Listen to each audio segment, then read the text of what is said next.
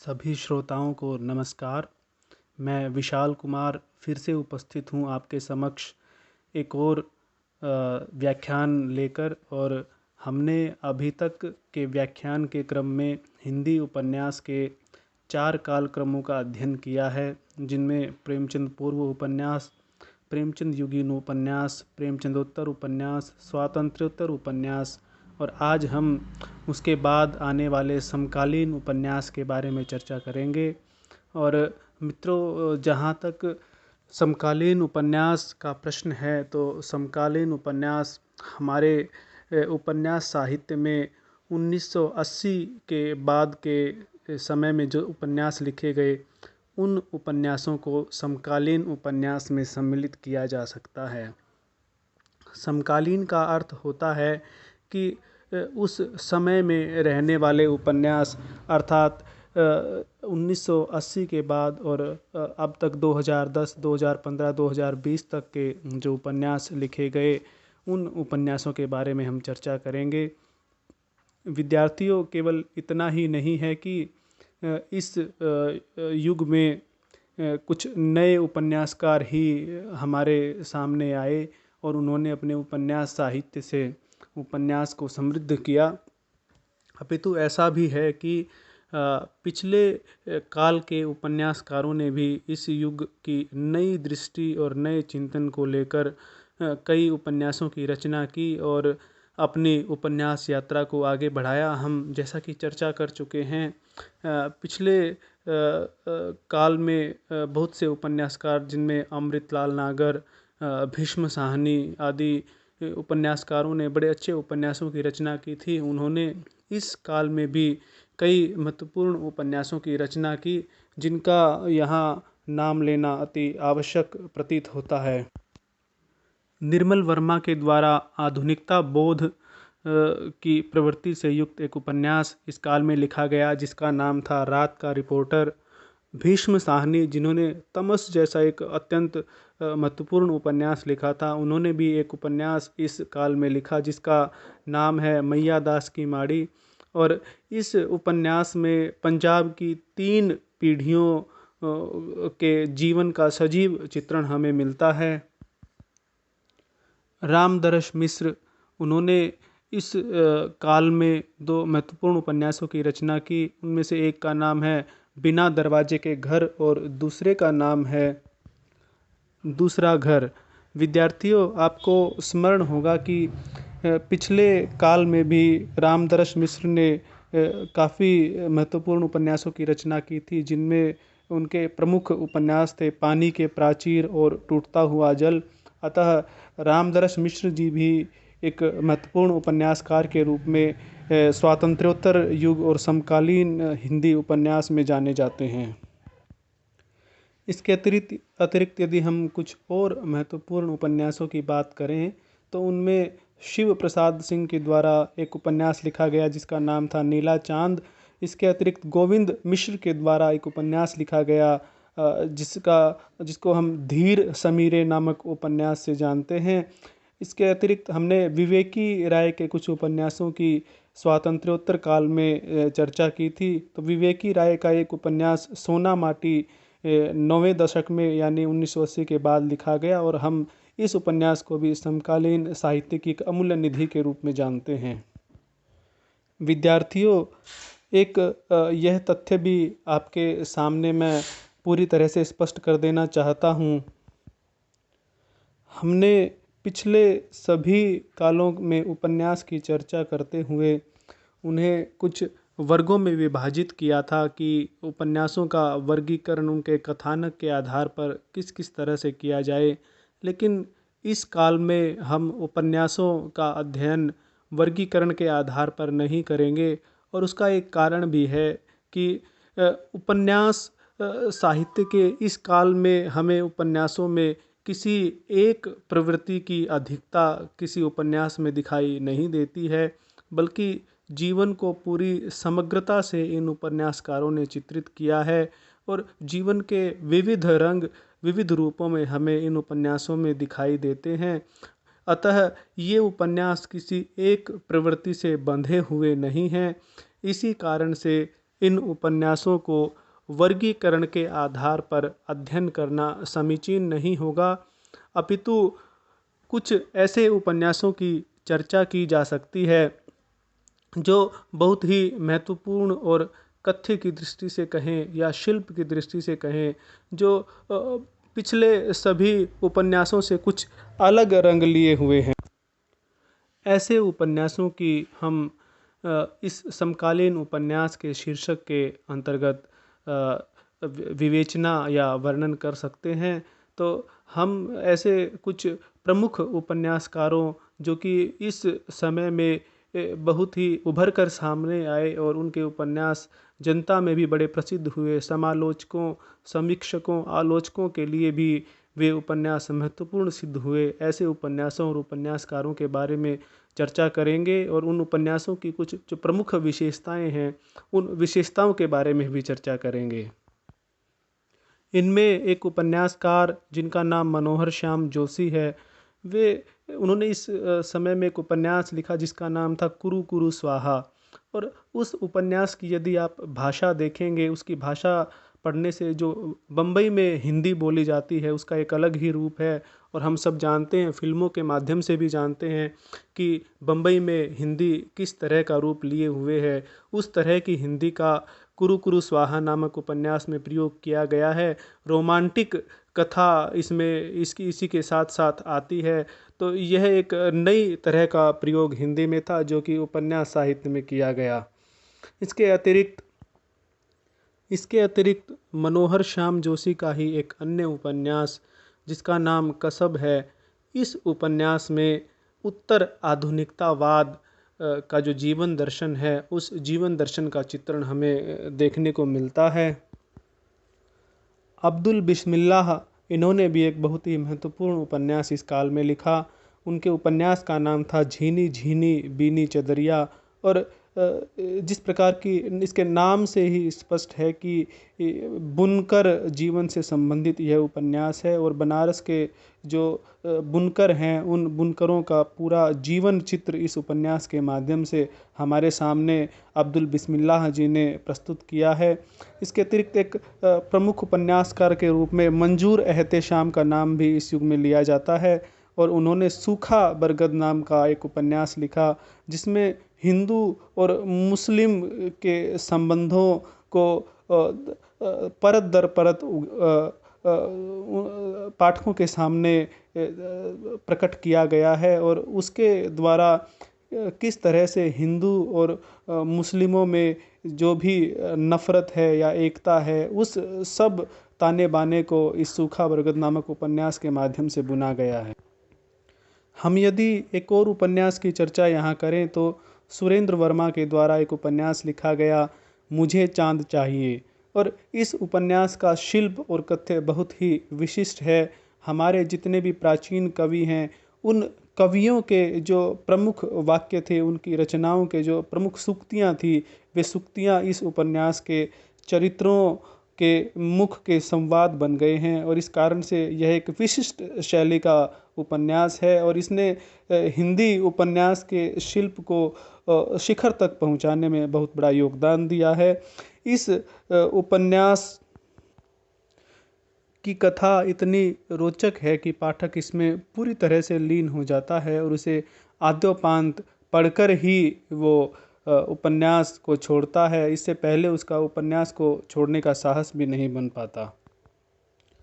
इसी समय में वीरेंद्र जैन ने एक उपन्यास की रचना की जिसका नाम है डूब, और इस उपन्यास में मध्य प्रदेश के ग्रामीण जीवन का, ग्रामीण अंचल का बड़ा ही सजीव चित्रण उन्होंने किया है।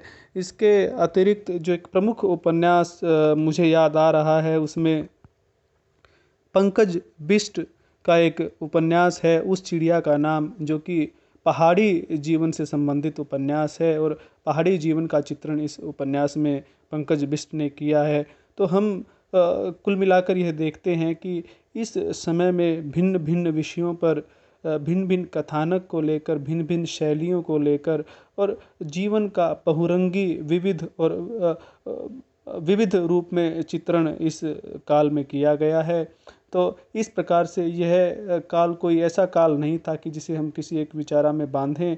वैचारिक कठमुल्लापन इस काल के लेखकों में पिछले कालों के लेखकों की तुलना में न के बराबर दिखाई देता है, और इसी कारण से इसमें हमने उपन्यासों को कथानक के आधार पर, उनकी संवेदना के आधार पर वर्गीकृत करके अध्ययन नहीं किया है।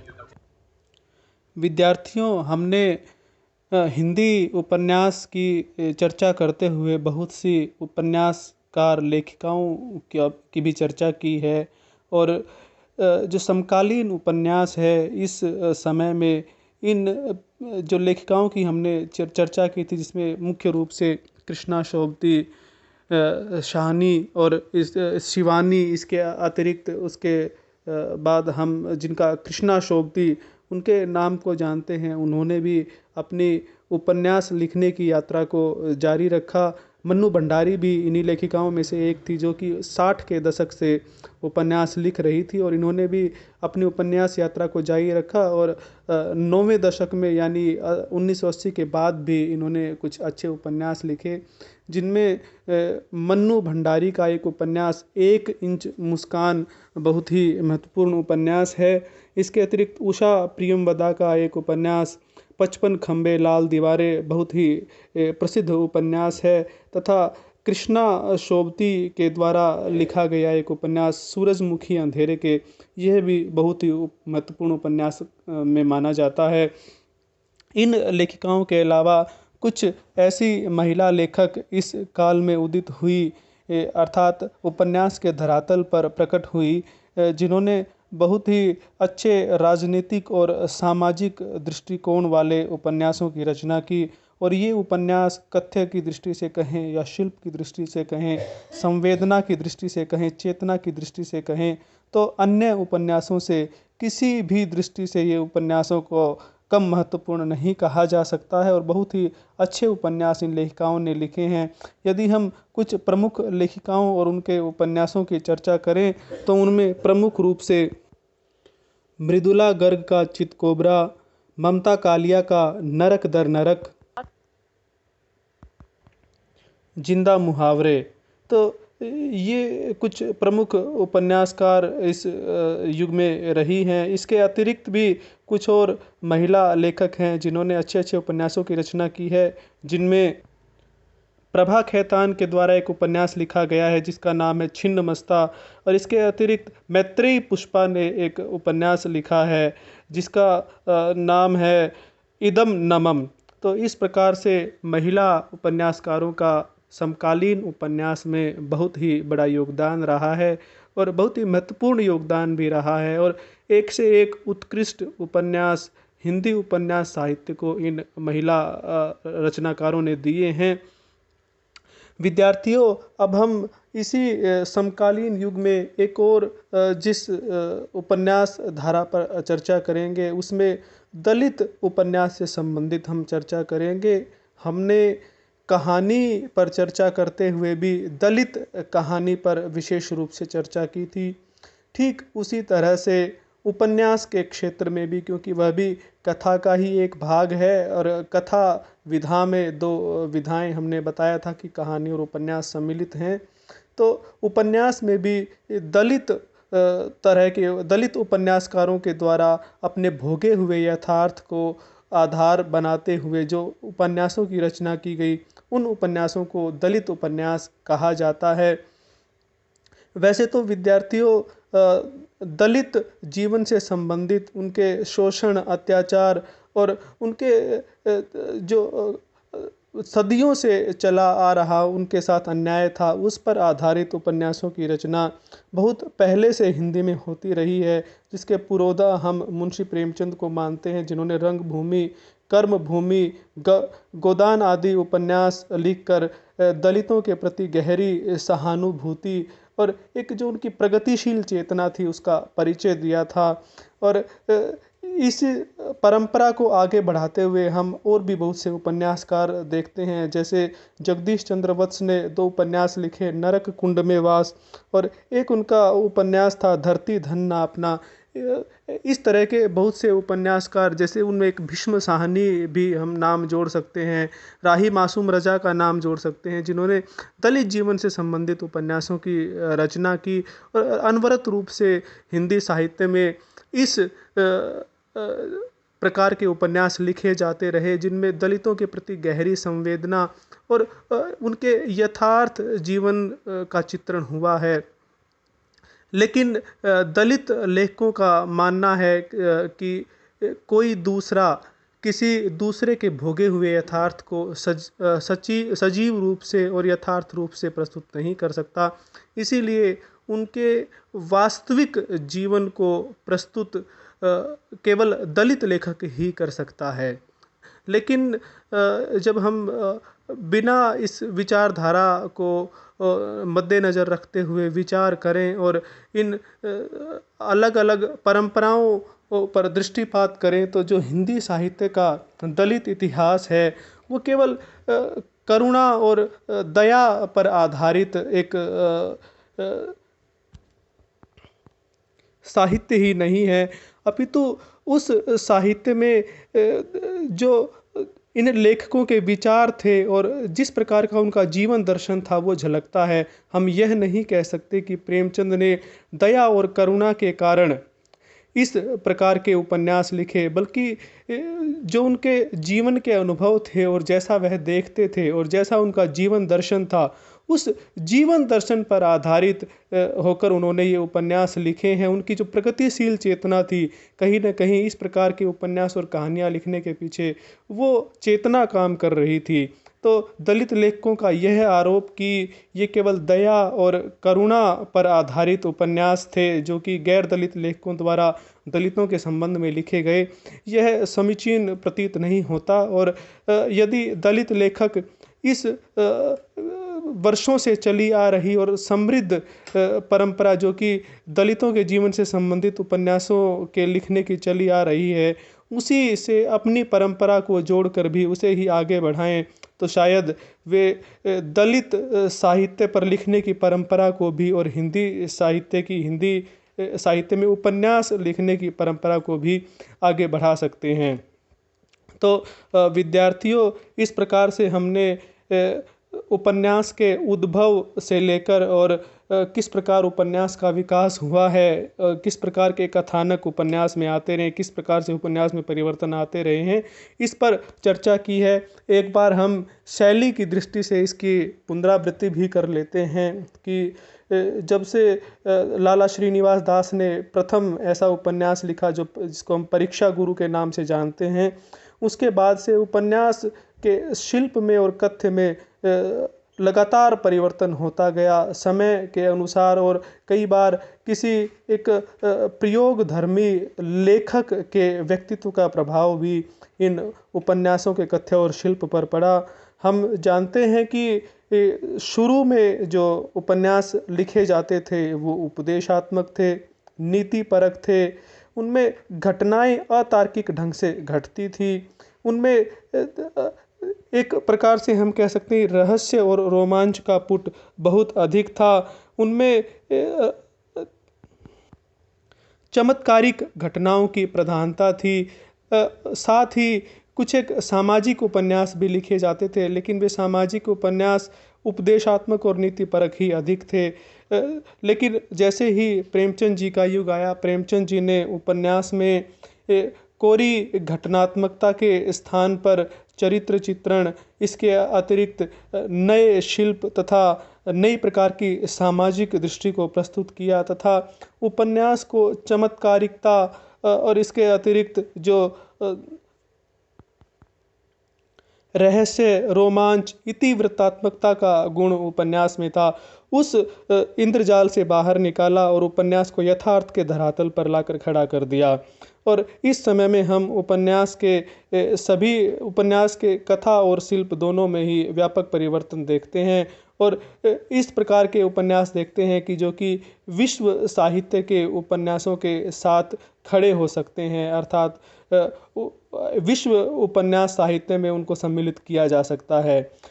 प्रेमचंद जी के बाद कुछ मनोविश्लेषणवादी उपन्यासकार जिनमें हमने अज्ञेय, जैनेंद्र और इलाज चंद्र जोशी की बात की थी, उन्होंने उपन्यास को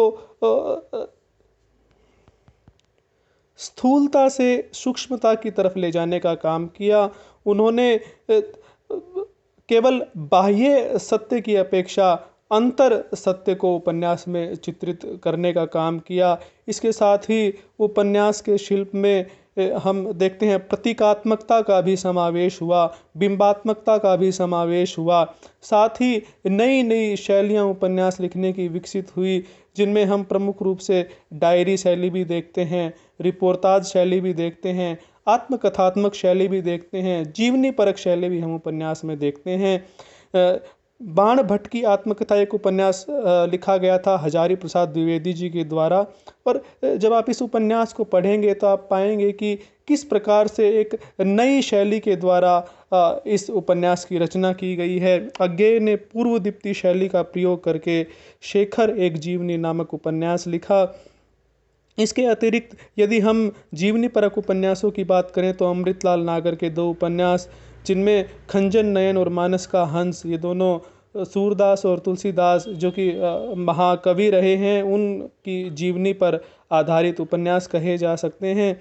इसके बाद फैंटेसी की अगर बात करें तो बदी उज़्मा के द्वारा एक उपन्यास लिखा गया था जिसका नाम था एक चूहे की मौत, और इस उपन्यास में हमें फैंटेसी दिखाई देती है।